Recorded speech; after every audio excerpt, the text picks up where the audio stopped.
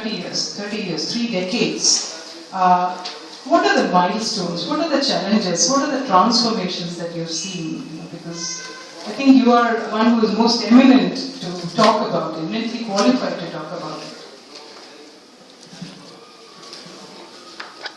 Thank you so much for the welcome. It was very flattering, and it's nice to know that one is still remembered by his roots, the kind of work he started out with. Yes, it's been a long journey. It's been nearly 30 years now since I've been in the field of theatre, television and films.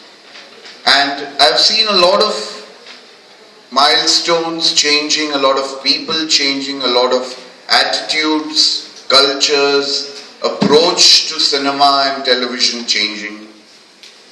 80s was the time when we were all hung on to Adur Gopalakrishnan, Satyajit Ray, Mrinal Sen, Arvindan, Setu Mahadevan, M.T. Vasudevan Nair, Shyam Benegal, Govind Nelani, Mani Kaul, of course Rishikesh Mukherjee, Gulzar and Bashu Chatterjee.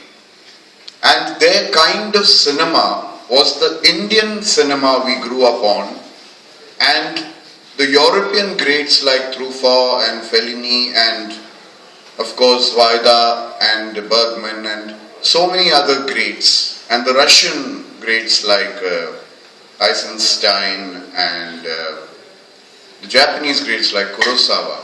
These were the people who influenced us the most. I grew up educating myself on their cinema.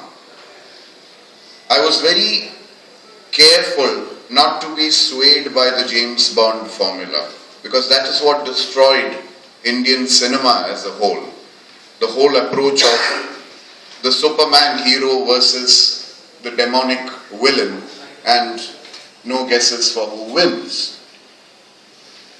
So having grown up on that kind of cinema, but of course it was necessary for me to strengthen my roots first as an actor before branching out or graduating into other allied fields like writing, directing, editing. And slowly when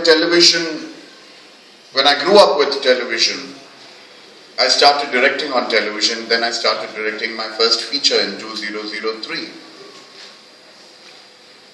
So it has been a process of very gradual graduation, progression, learning.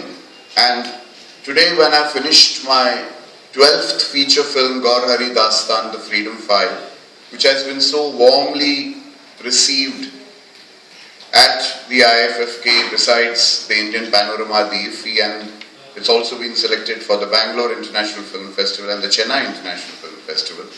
I feel very grateful. I feel I've been extremely fortunate to have lasted more than 30 years trying to do what I want to do